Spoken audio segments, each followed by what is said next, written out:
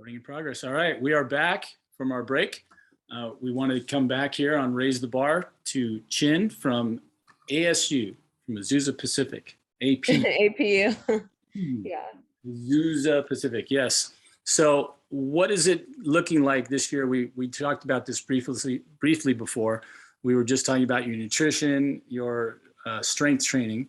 So what is it that you think, you said strength training is going to be a big place where you can get better. What is it that is going to entail for you? I think I need to lift heavier. It looks like I'm really strong, but honestly, I do not lift that heavy. And I think lifting heavier can really help with the power in my legs. Mm-hmm. I wish I did more arm work, like bench, but mainly what I do is explosive work. So. Right. So when you're doing the explosive stuff, are we talking about lightweight and explosive or heavyweight explosive? I would usually do semi-heavyweight and explosive, but I do know the first 2 years I did track, I would lift very heavy, but I would not be jumping as high. Uh-huh. It's so weird. Once I started lifting lighter, I was jumping higher. Right. So how does that reconcile now as you're saying you're going to lift more weight, kind of like you were doing those first 2 years, and you think it's going to help? Is it because of the base and everything that you have now? You think that was part of it? Yeah, and I think it's also getting older. So when I was a freshman, I was 18. My body wasn't as developed. And now it's like, okay, I know what my body needs. And I know like what areas I need to go heavy in and what areas I need to go light in. So for those young athletes out there, which weights which types of lifts are we talking? Are these squats, lunges? What are your best power exercises? I think for high jumpers, cleans, split squat, regular squats, quarter squats, overhead press. Those really help. Anything single leg for high jump, but you have to make sure to do it evenly on both legs. Yes. Or one stronger than the other. Okay, I see that. And then do you put any emphasis on what I would call auxiliary lifts, like your hamstrings and your glutes and your core, or is it just all power? It's all really power. I remember in high school, though, I did a lot of hamstring curls. So I think that would really help too, but I have not been doing that. Now, what's your injury history like? Are there any things that you're constantly trying to overcome, or is it you pretty healthy as a rule? Yeah, I'm pretty healthy. One thing I can get better at is flexibility, but thankfully I've never strained a hamstring or tore anything. So How about never sprained an ankle either. No rolled ankles, any shin splints or knee tendonitis, anything like that? I think I've had shin splints, but it's been I think I had shin splints in high school. And as for the knee tendonitis, I think I've probably had that before, but it's way better now. So yeah.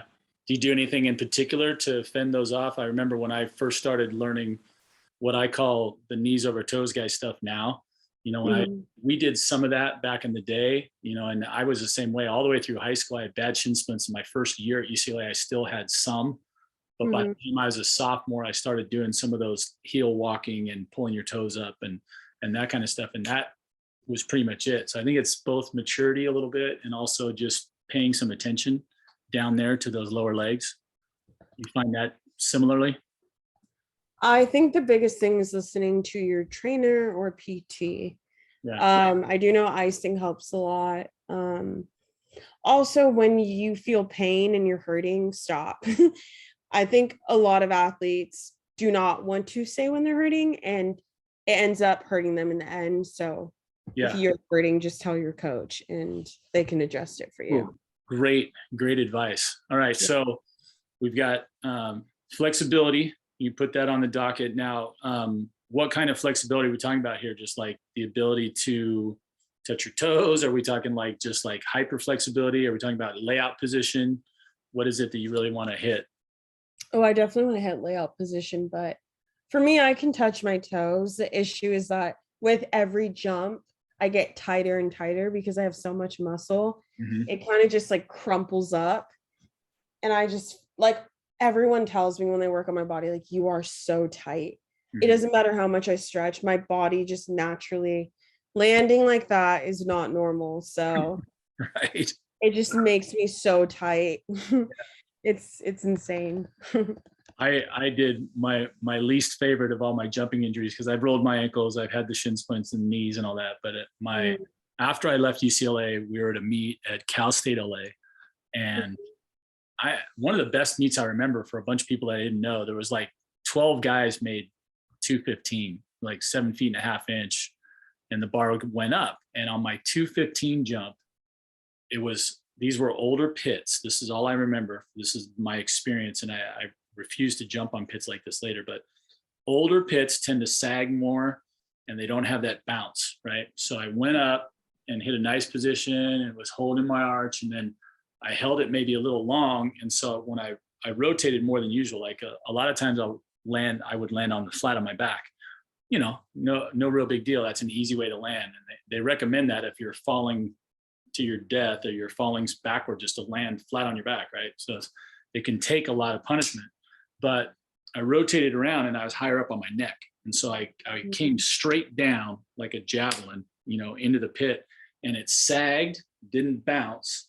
And then as I kept sagging, all my weight kept coming down on my neck, basically. And I remember just like this. And I was like, and I felt, and I played, 3 years of high school football, but I never got a stinger. And I now know what a stinger is like because my right arm started getting this blazing pain down it, and I could not turn my head one way or another. And the bar's going up to 7.2.5, and I'm just like, oh my gosh, this hurts so bad. I couldn't figure out what was going on, So that I actually put that into my what do I call it, repertoire of stretches.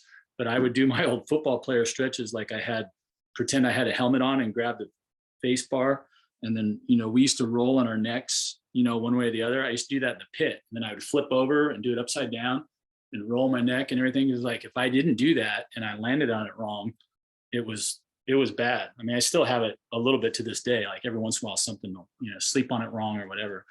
So another thing to watch out for in the future, getting old sucks out there. You athletes, just remember this, even though 50 is the new 40 and 70 is the new 60 and all that stuff. It's like getting old is not for wusses. My mom says this all the time. She's in her late 70s now and plays tennis 3 days a week. She's still my hero, but it's not easy.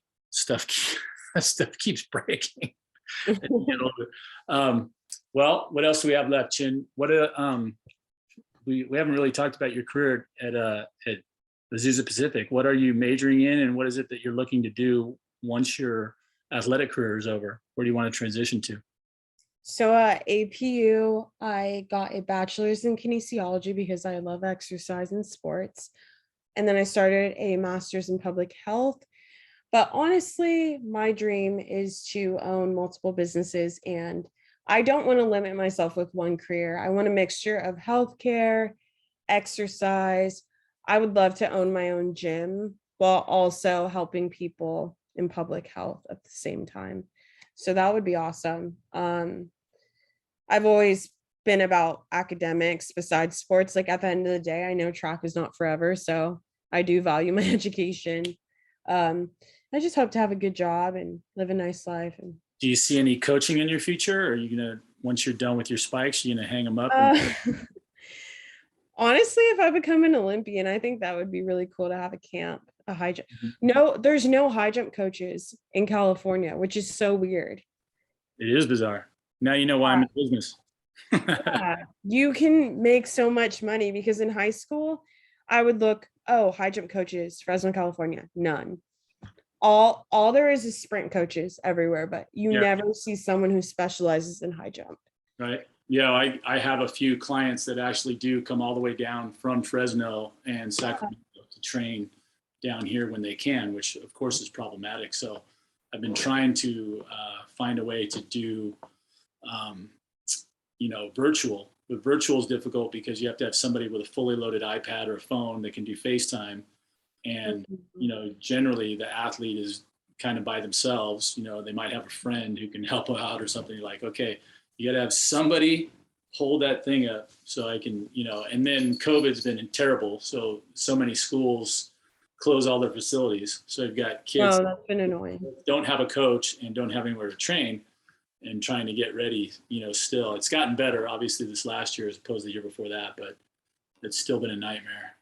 So, well, listen, Chin, I want to thank you again for your time. I'm so glad we finally got this together. I know, after like 6 months. I know, right? It's been crazy. So we both got going in that season, and summer's always a little bit better on that front.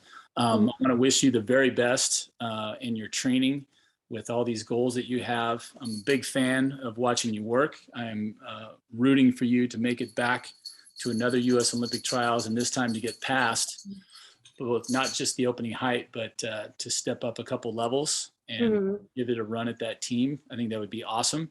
If there's anything I can do to help you, contacts, anything else, let me know.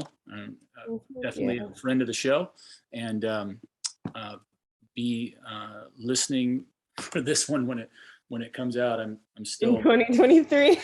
right. I know it's got to come out sooner than that. So Barbara Bachaka is my tech person also, as well as being the girl that I trained from Canada. So nice. She's been responsible for getting all of these out to Apple Podcasts and Spotify and all that. I have no clue how to do all that. I'm an old dinosaur, one of those old people that doesn't know how to work their phone and their computer. So thank God for her, but thank God for you, Chin. God bless you. Looking forward to seeing you next year.